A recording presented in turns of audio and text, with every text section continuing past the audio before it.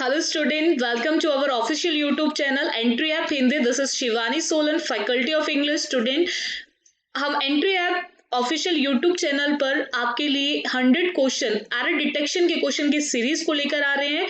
आज ये error detection के क्वेश्चन की जो सीरीज है उसकी ये फर्स्ट वीडियो है।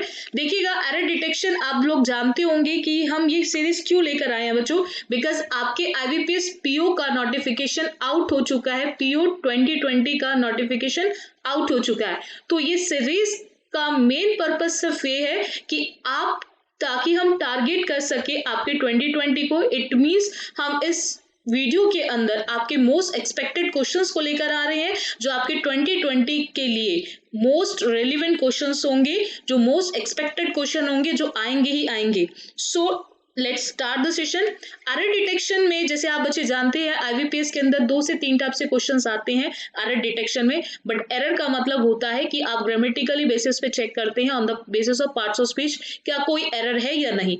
आप एरर को हमेशा ध्यान रखेंगे कि आप चेक करेंगे on the basis of parts of speech, यानी कि related to noun, pronoun, adjective, adverb, conjunction, उससे रिलेटेड कोई एरर है या नहीं।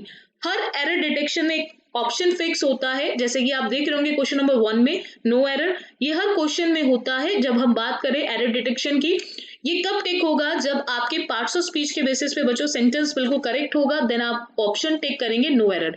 अगर उसमें कोई भी एरर है, then according to the error आप आंसर ऑप्शन को टिक करेंगे ए, बी, सी या फिर आपका डी।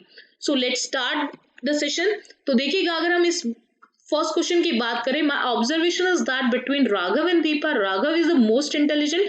तो आप बच्चे देख रहे होंगे कि ऑब्जर्वेशन की अगर हम बात करें, ऑब्जर्वेशन के अकॉर्डिंग इज क्या है, बिल्कुल करेक्ट है, बिकॉज अकॉर्डिंग टू सिंगुलर बिल्कुल correct. So no error in A part. Between correct है या नहीं है, it will be decided according to Raghav and Deepa. Raghav and Deepa is a case of 2 persons. तो जब हम 2 की बात करते हैं तो बिटवीन का यूज होता है। सो बी पार्ट भी करेक्ट है। जब बिटवीन आता है तो कनेक्टर अपने साथ लेकर आता है एंड को, क्योंकि एंड का कंजंक्शन एंड का यूज होता है बिटवीन के साथ। So no error in C part. Now point is that D correct है या नहीं। अगर बच्चों डी पार्ट करेक्ट होगा सो हमारा आंसर ऑप्शन ई हो जाएगा, और अगर डी में एरर है तो हमारा आंसर ऑप्शन डी होगा। अब उस केस में देखिएगा, Raghav is the most intelligent. Intelligent कौन है, राघव। और जो नाउन को क्वालिफाई करता है उसको हम क्या बोलते हैं, एडजेक्टिव। एडजेक्टिव से पहले हमने देखा मोस्ट। मोस्ट मतलब होता है आपका डिग्रीज ऑफ एडजेक्टिव। मोस्ट कौन सी डिग्री को बताता है इंग्लिश में, तो वो सुपरलेटिव डिग्री को बताता है। बट आप बच्चे हमेशा ध्यान रखेंगे, सुपरलेटिव का मतलब होता है highest degree which is used for more than 2 person और थिंग्स। यानी कि जब हम 2 से ज्यादा की बात करते हैं तो उस केस में हम लगाते हैं सुपरलेटिव डिग्री। सुपरलेटिव डिग्री को हाईएस्ट डिग्री भी बोला जाता है बिकॉज वो ग्रुप के लिए यूज होती है। सो अगर हम यहाँ पर इस क्वेश्चन की बात करें तो इस क्वेश्चन में हम बात कर रहे थे राघव एंड दीपा। तो राघव एंड दीपा केवल 2 का केस है, और जब हम 2 की बात करते हैं तो 2 के केस में हम सुपरलेटिव का यूज नहीं करते। सो हमें क्लियर हो गया कि यहाँ पे ग्रामेटिकल एरर है। So our answer option will be D. अब करेक्ट क्या होगा, बिकॉज जरूरी नहीं आपको स्पॉट एरर में मिले, हो सकता है आपको इंप्रूवमेंट में भी मिले। सो हर टाइप को कवर करने के लिए मैं यहाँ पे एक्सप्लेन कर देती हूँ। अगर मोस्ट नहीं आएगा तो क्या आएगा, तो बच्चों जब भी आप ग्रामर में 2 की बात करोगे तो उस केस में आप कंपैरेटिव डिग्री का यूज करते हो, because comparative degree is used for comparison for 2 person. ठीक है, जब हम 2 की बात करते हैं कंपैरिजन में तो उस केस में हम कंपैरेटिव डिग्री का यूज करते हैं, और कंपैरेटिव डिग्री के केस में हम यूज करेंगे more in the place of most. So clear हो गया स्टूडेंट, यहाँ पे आपका क्या आएगा, मोस्ट की जगह मोर आएगा। So our answer option will be D. Now come to the next question. I told him bluntly that he is a lazy fellow and that he had done his work very badly. ये type 2 है spot error का बच्चों, error detection का ये type 2 है। Type 2 का मतलब है कि आप देख रहे होंगे एक सेगमेंट को बोल्ड फॉर्म में दिया हुआ है। बोल्ड का मतलब है कि ये जो पार्ट है वो बिल्कुल करेक्ट है, यानी कि इस पार्ट में कोई भी एरर नहीं है। बोल्ड का मतलब होता है कि जो करेक्ट फॉर्म में दिया होता है। इट मीन्स अब हमें चेक करना है ए, बी, सी एंड ई में कोई एरर है या नहीं। अगर उनमें एरर नहीं होती है देन आप नो एरर को टिक करेंगे, और अगर एरर है then according to the error आपका answer option A, B, C या फिर ई के अकॉर्डिंग होगा। अब देखिएगा बच्चों, यहाँ पे टोल्ड की बात करते हैं तो told is a case of second form of the verb. Second form आपके जानते हैं कि पास्ट में आती है, और सेकंड फॉर्म सभी सब्जेक्ट के साथ आती है, आई के साथ भी, ही के साथ भी, शी के साथ भी, दे के साथ भी। सो ए पार्ट में कोई एरर नहीं है। And after that he is का मतलब होता है प्रेजेंट। तो आप बच्चे ध्यान रखेंगे जब हमें सेंटेंस कभी भी दिया हो या तो वो प्रेजेंट में होगा या फिर आपका पास्ट में होगा। यानी कि एग्जाम में बहुत बार एरर आती है सीक्वेंस ऑफ टेंस को लेकर। सीक्वेंस का मतलब होता है फ्लो ऑफ द सेंटेंस क्या है, या तो वो प्रेजेंट में जाएगा या पास्ट में जाएगा, वो डिसाइड कौन करेगा, आपका फर्स्ट क्लॉज करेगा। अगर हम टोल्ड की बात करें तो टोल्ड का मतलब पास्ट है, देन डेफिनेटली हम प्रेजेंट का यूज सेकंड क्लॉज में नहीं कर सकते, because it's a case of clauses. I subject told verb, he subject is verb, it's a case of two clauses. तो अगर दोनों क्लॉजेस आपको ध्यान रखना है या तो प्रेजेंट में होंगे या पास्ट में, it will be decided according to the first one. So past के अकॉर्डिंग हम पास्ट केस में हम इस खींचे के यूज करते हैं was and were, and was होगा या वर होगा, it will be decided according to ही। सो यहां पर ही के अकॉर्डिंग हम यूज करेंगे वॉज। क्यों? बिकॉज वॉज का जो यूज होता है स्टूडेंट्स वो किसके साथ होता है, आपके सिंगुलर सब्जेक्ट के साथ। बिकॉज जब मोर देन वन की बात करते हैं यानी कि प्लूरल सब्जेक्ट की बात करते हैं तो उस केस में हम लोग वर का यूज करते हैं। So our answer option will be B. Got it? So B के अकॉर्डिंग आपने देखना है बी किस ऑप्शन में आ रहा है, तो आपके बी में ही आ रहा है। सो आपका आंसर ऑप्शन बी हो जाएगा। Got it guys? Now come to the next question. I declined the invitation not because I did not want to go but because I have no time. Again student आपको simple check करना है कि grammatical error है या नहीं। Declined की बात करें तो डिक्लाइंड आपकी सेकेंड फॉर्म है वर्ब की। सेकेंड फॉर्म का मतलब है कि वो पास्ट है, और not because I did not की बात करें तो डिड भी आपके पास्ट को बताता है, एंड आफ्टर डिड हम लोग वर्ब की फर्स्ट फॉर्म वांट का यूज करेंगे। बिल्कुल करेक्ट है। यानी कि हमने क्या देखा, ए में, बी में एंड सी में हमें कोई एरर नहीं मिले, बिकॉज वांट के साथ जब प्रीपोजिशन टू मिलता है एंड आफ्टर टू हम लोग वर्ब की फर्स्ट फॉर्म लगाते हैं। So no error in A, B and C. Now come to the D part. अगर हम यहाँ पे हैव की बात करते हैं तो हैव किसको बताता है, आपके प्रेजेंट को बताता है। तो जब हमने देखा कि सेंटेंस का फ्लो किस में है, पास्ट में है, देन डेफिनेटली हम डी पार्ट में भी पास्ट का ही यूज करेंगे। Got it guys? सो हमारा जो आंसर ऑप्शन वो होगा डी। अब हैव की जगह क्या आएगा, तो पास्ट में हैव की जगह हम यूज करते हैं had, because has and have use होता है आपके प्रेजेंट केस में, with singular subject has, with plural subject have. But had की जब बात करते हैं तो हैड सभी के साथ होता है, सिंगुलर के साथ भी और आपके प्लूरल के साथ भी। बट हैड कब आता है, जब हम किसकी बात करेंगे बच्चों, आपके पास्ट की। Got it? So our answer option will be D. Now come to the next question. Next question की बात करें, if he had came into my room I would have informed you. आप देखेंगे आप बच्चे की एक सेंटेंस को 4 पार्ट्स में ब्रेक किया है, A, B, C and D. ये आपका थर्ड टाइप है जो आपके पीओ में आते हैं। तो यहाँ पर आपने अगेन क्या चेक करना है बच्चों कि क्या इसमें ग्रामेटिकल एरर है या नहीं। अब देखिएगा अगर हम बात करें यहाँ पर हैड की, तो हैड के साथ आप क्या देख रहे हो बच्चों, कम, केम। तो केम क्या है आपकी वर्ब, कौन सी verb, main verb. Got it? तो हैड किसका काम करेगा, हेल्पिंग वर्ब का। तो जब आप हैड देखें तो वहां पर आपको सेंटेंस चाहो तो आप आगे नहीं भी पढ़ो, बिकॉज यहीं से क्लियर हो जाएगा। उसका रीजन क्या है, बिकॉज ग्रामर के अंदर जब भी हैज आता है, हैव आता है और हैड आता है बच्चों। तो आफ्टर हैज, हैव और had we always use third form of the verb. हम हमेशा वर्ब की थर्ड फॉर्म का यूज करते हैं। केम की बात करें तो केम सेकेंड फॉर्म होती है, बिकॉज कम की जो सेकेंड फॉर्म होती है वो केम होती है, एंड थर्ड फॉर्म जो होती है कम। एक होती है वीक वर्ब। वीक का मतलब जानते हो ग्रामर में बच्चों क्या होता है, वीक का मतलब होता है जिनकी 2 फॉर्म सेम होती है।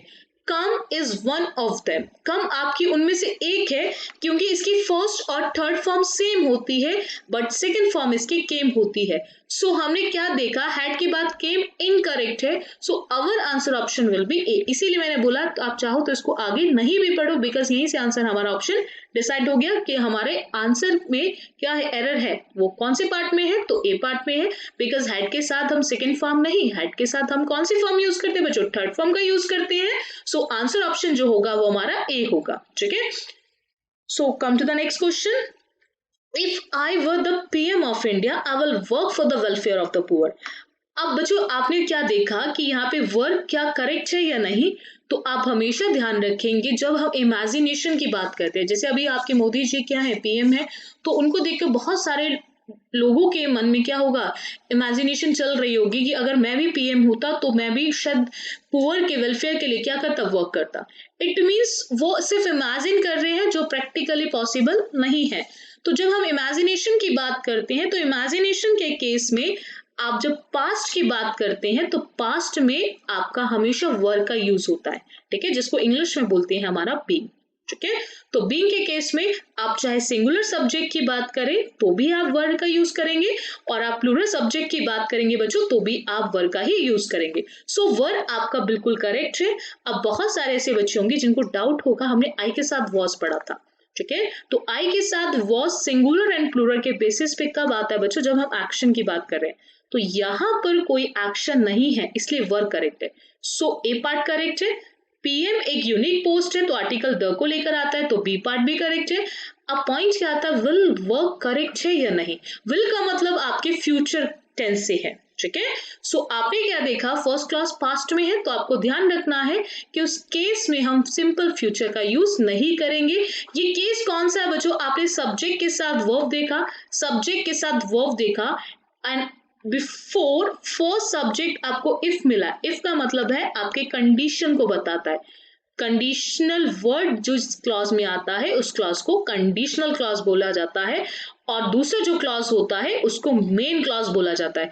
तो आप बच्चे हमेशा ध्यान रखेंगे, अगर कंडीशनल क्लॉज प्रेजेंट में होगा देन मेन क्लॉज में सिंपल फ्यूचर होगा, बट अगर कंडीशनल क्लॉज आपके पास्ट में होगा तो आप उस केस में मेन क्लॉज में भी पास्ट फॉर्म यूज करेंगे।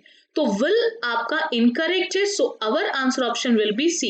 तो विल की जगह क्या आएगा, अगर एग्जामिनर ने विल दिया है तो आप बच्चे वुड का यूज करेंगे, अगर एग्जामिनर ने शेल दिया है तो आप शुड का यूज करेंगे। यानी कि जो भी फॉर्म आपको गिवन होगी आप उसी की ही पास्ट फॉर्म, कैन है तो कुड, मे है तो might. Got it, guys? Now come to the next question. Studies show that the lives of millions of mothers and their children could be saved if countries would invest in programs that ensures a healthy pregnancy and safe childbirth. Again, आपने क्या देखा कि यहाँ पे एक sentence, इस sentence में एक सेगमेंट को बोल्ड किया गया है, ये जो बोल्ड सेगमेंट है वो बिल्कुल करेक्ट है। इट मीन्स हमें जो एरर चेक करनी है वो A, B, D and E part में चेक करनी है। तो जिस पार्ट में एरर होगी according to the error answer option, और अगर आपको लगता है कि वो पार्ट भी लाइक सी करेक्ट है तो फिर आप उस केस में ई ऑप्शन यानी कि नो एरर को टिक करेंगे। अब देखेंगे बच्चों कि अगर हम स्टडीज की बात करते हैं तो studies is a case of more than one. तो स्टडीज यानी कि प्लूरल का केस है, तो प्लूरल के साथ हम वर्ब की फर्स्ट फॉर्म का यूज करते हैं जो बिल्कुल करेक्ट है। यहां पर हमने देखा कि यहाँ पे हमने lives of millions of mothers, यानी कि हमें ए पार्ट में कोई एरर नहीं मिली। अकॉर्डिंग टू मदर्स हमने देयर देखा तो वो भी करेक्ट है, because mothers is a case of plural and plural के अकॉर्डिंग प्रोनाउन भी प्लूरल आएगा। सो चिल्ड्रन आपका क्या है, प्लूरल फॉर्म है। चाइल्ड एक होता है सिंगुलर एंड चिल्ड्रन होता है प्लूरल। एंड कुड भी जब आता है तो बी के साथ वर्ब की थर्ड फॉर्म, ये भी करेक्ट है, यानी कि हमें ए एंड बी पार्ट में कोई एरर नहीं मिली।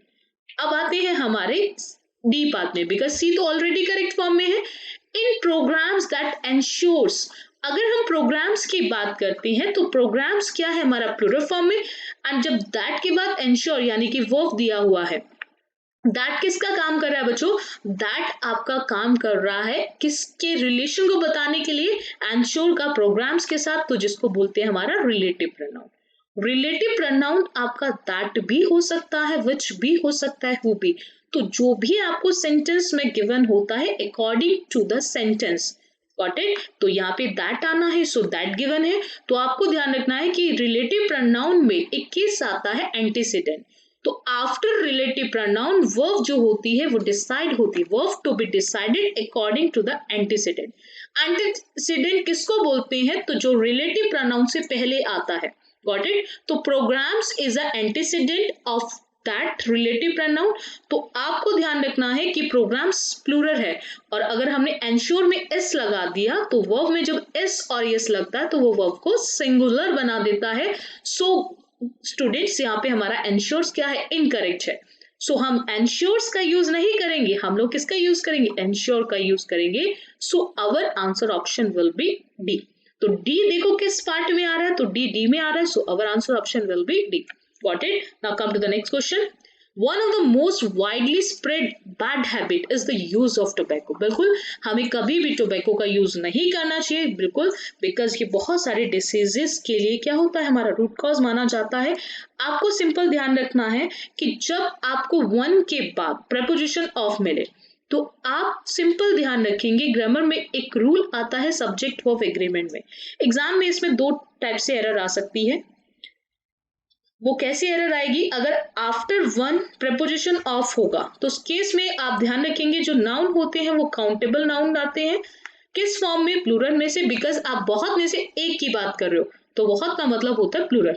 Got it? तो प्लूरल काउंटेबल की बात करें तो हैबिट एक आपका काउंटेबल नाउन है, बट किस फॉर्म में आएगा, वो पीसीएन की फॉर्म में। अब वो प्लूरल कब बनेगा, जब हम उसमें एस और ईएस ऐड करते हैं। Got it? सो हमने क्या देखा कि हैबिट नहीं, क्या आएगा, habits. So our answer option will be D. अब देखिएगा, मैं यहाँ पे एक रूल आपको बता देती हूँ बच्चों, वो क्या है, क्योंकि जरूरी नहीं एग्जाम में आपको नाउन से रिलेटेड आए, बिकॉज हम मोस्ट एक्सपेक्टेड क्वेश्चंस की बात करें तो हो सकता है आपको एरर इसमें वर्ब से लेकर भी आए। तो आपको ध्यान रखना है कि एक तो नाउन का केस आता है, जैसे इस क्वेश्चन में आ रखा है, हैबिट नहीं हैबिट्स होगा, बिकॉज आप बहुत में से एक की बात करें तो प्लूरल नाउन आएगा। बट वर्ब जो होती है वो अकॉर्डिंग टू वन, बिकॉज जब भी प्रपोजिशन ऑफ आता है तो वर्ब यूज होती है according to before preposition noun and pronoun. One is a case of singular, so according to one हम कैसी वर्ब का यूज करेंगे, हम सिंगुलर वर्ब का यूज करेंगे। सो इज हमारा बिल्कुल करेक्ट है। So our answer option will be C. Got it? Now come to the next question. देखिएगा student, the sun whose ray give life to the earth was penetrated as god by. अगर हम बात करें इस question की तो again आपने देखा एक सेंटेंस को 4 पार्ट्स में ब्रेक किया गया है, A B C and D. आपने अगेन चेक करना एरर को। हम सन की अगर बात करते हैं तो sun is a case of unique object, जो एक होते हैं, सन अर्थ मून जो यूनिक ऑब्जेक्ट होते हैं वो आर्टिकल द को लेकर आते हैं, बिल्कुल करेक्ट है। हुज की बात करें तो हुज के बाद हमें रे दिया हुआ है। अभी आपको ध्यान रखना है कि जब हम हुज की बात करते हैं या हम हु की बात करते हैं एंड आफ्टर दैट जो वर्ब आती है वो यूज होती है according to the antecedent, because it's a rule in grammar. वो आपका रूल किस में है, ग्रामर के अंदर, प्रोनाउन में। प्रोनाउन के अंदर कौन सा केस आता है आपके, रिलेटिव प्रोनाउन का। रिलेटिव प्रोनाउन में आप बच्चे हमेशा ध्यान रखेंगे आफ्टर रिलेटिव प्रोनाउन जो वर्ब यूज होती है वो एंटीसीडेंट, यानी कि जो रिलेटिव प्रोनाउन से पहले आता है नाउन एंड प्रोनाउन उसके अकॉर्डिंग यूज होती है। Sun is a case of singular, because रे कौन सी फॉर्म है, वर्ब की फर्स्ट फॉर्म, और फर्स्ट फॉर्म का मतलब होता है present indefinite. Got it? Because जब भी विदाउट हेल्पिंग आपको फर्स्ट फॉर्म मिलते हैं तो उसको प्रेजेंट इंडेफिनिट बोलते हैं। एंड प्रेजेंट इंडेफिनिट में सिंगुलर के साथ हम फर्स्ट फॉर्म का यूज नहीं करते। हम वर्ब को सिंगुलर कब बनाते हैं बच्चों, जब हम किसी भी वर्ब में एस और ईएस का यूज करते हैं। सो हम रे की जगह हम लोग क्या लिखेंगे, रेज लिखेंगे। Got it guys? So our answer option will be B. So हमारा आंसर ऑप्शन क्या होगा, B होगा, बिकॉज यहाँ रे नहीं रेज आएगा। अर्थ के साथ आर्टिकल द करेक्ट है। सो हमने क्या देखा कि हमारा जो आंसर ऑप्शन होगा वो B होगा। Now come to the next question. We are trying to find out the root causes of this recurrent problem for the last 4 days. Again आपने क्या देखा बच्चों इस क्वेश्चन में कि आपको एक सेगमेंट बोल्ड दिया हुआ है जो बिल्कुल करेक्ट है। इट मीन्स आपने A B C and D में चेक करना है कि एरर है या नहीं, बट ऐसा नहीं है कि वो करेक्ट है हम उसको पढ़ेंगे नहीं, बिकॉज अगर हमने एरर निकाले सेंटेंस में देन डेफिनेटली हम उसको भी रीड करेंगे। अब आप बच्चे क्या देखेंगे कि वी मतलब plural and according to plural are correct है और आर के साथ आईएनजी करेक्ट है, ठीक है। टू के साथ वर्ब की फर्स्ट फॉर्म करेक्ट है। चलो आपने देखा ए में मिली एरर, बी में भी नहीं है। रूट कॉजेस करेक्ट है, दिस प्रॉब्लम की बात करें वो भी करेक्ट है। अगर हम ई पार्ट में देखें तो यहाँ पे फॉर के साथ लास्ट 4 डेज दिया हुआ है, यानी कि हम बात कर रहे हैं टाइम की, और जब टाइम आता है किसी भी प्रोग्रेसिव एक्शन के साथ तो वो एक्शन बन जाता है परफेक्ट कॉन्टिन्यूअस। क्या बन जाता है बच्चों, प्रोग्रेसिव जब टाइम के साथ आता है तो वो परफेक्ट कॉन्टिन्यूअस को बनाता है।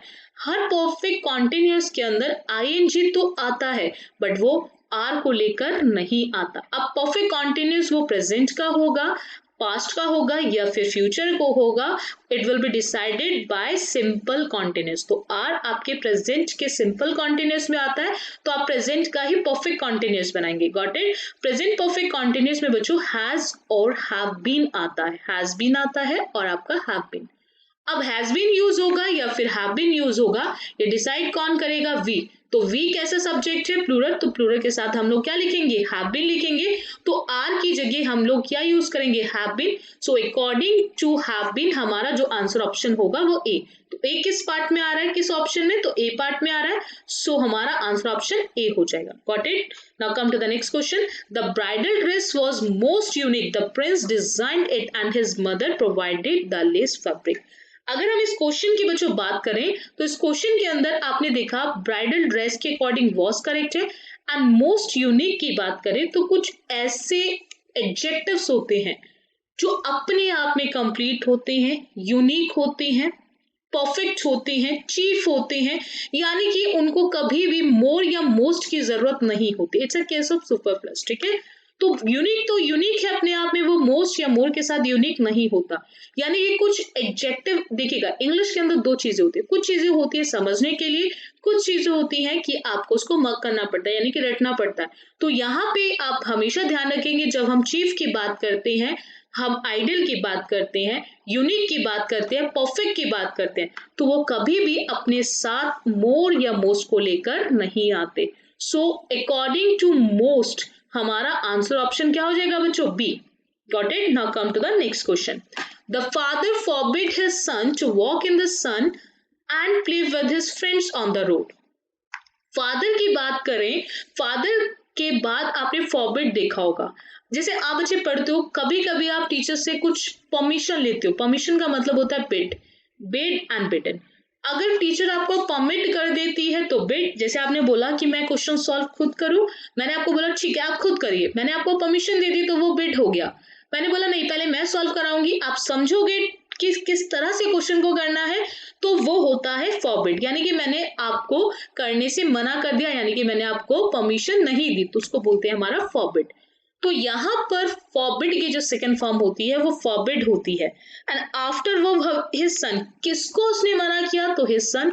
तो जो व्हाट और हुम का जो रिप्लाई होता है ग्रामर में, उसको हम क्या बोलते हैं? ऑब्जेक्ट। Got it student? तो आपने बच्चों यहाँ पे सिंपल ध्यान रखना है कि जब हमने फॉरबिड के बाद हिज सन देखा एंड आफ्टर दैट टू के साथ वर्ब की फर्स्ट फॉर्म, तो ग्रामर में एक एडवांस वर्ब आती है। एडवांस वर्ब में हमेशा आपको ध्यान रखना है कि जब टू के साथ वर्ब की फर्स्ट फॉर्म आती है तो उसको बोलते हैं हमारा इन्फिनेटिव। इन्फिनेटिव का मतलब होता है जो देखने में वर्ब हो बट वो वर्ब का काम कभी भी नहीं करते। वो काम किसका करते हैं? नाउन का काम करते हैं। तो यहाँ पर आप ध्यान रखेंगे कुछ ऐसी वर्ब होती है जैसे मेक, लेट, बिड, ये अगर अपने साथ ऑब्जेक्ट को लेकर आती हैं तो इनके साथ हमेशा इन्फिनेटिव का यूज होता है। Got it student? तो यहाँ पर अगर हम हिज सन के बाद टू वॉक की बात करें तो बिल्कुल करेक्ट है, यानी कि ए एंड बी पार्ट में कोई एरर नहीं है, बिकॉज सन यूनिक ऑब्जेक्ट है, तो वो बिफोर सन हम लोग आर्टिकल द का यूज करेंगे, and play with his friends में हमने देखा कोई एरर नहीं है, so our answer option will be E. Got it? So उस केस में आप टिक करेंगे नो एरर को। Now come to the next question. New books in addition to bags in uniform was provided to the poor children। यहाँ पे D आएगा बच्चों। देखिएगा provided to the poor children की अगर हम बात करें तो आपने सिंपल चेक करना है कि क्या ये करेक्ट है या नहीं। New books in addition to bags and uniforms was provided to the poor children। तो आप बच्चे हमेशा ध्यान रखेंगे, यहाँ पे अगर हम बुक्स की बात करते हैं तो ये बुक्स क्या है? आपका noun, and bags and uniforms की बात करें तो वो भी क्या है? आपके नाउन। अब वो कनेक्ट किससे हो रहे हैं? In addition to. In addition to किसका काम कर रहा है बच्चों? कनेक्टर का, क्योंकि दो नाउन को जोड़ने का काम कर रहा है। कनेक्टर को आप बच्चों ने कंजंक्शंस के नाम से भी पढ़ा होगा। कंजंक्शन का मतलब होता है जो दो चीजों को जोड़ने का काम करे। Got it student? तो आप हमेशा ध्यान रखेंगे जब आपको कनेक्टर इन एडिशन टू मिलता है तो उस केस में आपकी वर्ब वॉज करेक्ट है या नहीं है वो डिसाइड होता है according to the first noun. So अगर फर्स्ट नाउन आपका सिंगुलर होगा तो वर्ब सिंगुलर होगी, अगर वर्ब प्लूरल होगा तो वर्ब भी प्लूरल, यानी कि जो वर्ब डिसाइड होगी वो किसके अकॉर्डिंग होगी, आपके फर्स्ट नाउन के अकॉर्डिंग। सो हमने क्या देखा बच्चों, बुक में एस लगा हुआ है तो कैसा नाउन है, वो प्लूरल है। सो अकॉर्डिंग टू प्लूरल हम वर्ब का कैसे यूज करेंगे, प्लूरल। वॉज कैसे वर्ब है बच्चों, सिंगुलर। सो सेम टेंस के अंदर हम यूज करेंगे verb. Got it student? So our answer option will be C. Got it student? Now come to the next point. ये एरर डिटेक्शन का क्वेश्चन आपके होमवर्क के लिए है, बिकॉज कल जो वीडियो होगी हम उस वीडियो में सबसे पहले डिस्कस करेंगे होमवर्क का क्वेश्चन।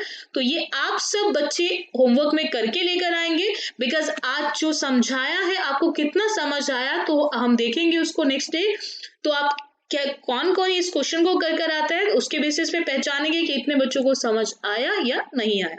स्टूडेंट अगेन आपने इसमें कुछ नहीं करना है, आपने सिंपल क्वेश्चन में एरर को फाइंड आउट करना है। अगर एरर मिलती है तो अकॉर्डिंग टू द एरर आप answer option A B C या फिर डी को टिक करके लाएंगे, और अगर एरर नहीं मिलती है तो उस केस में आप ई ऑप्शन को टिक करके लाएंगे।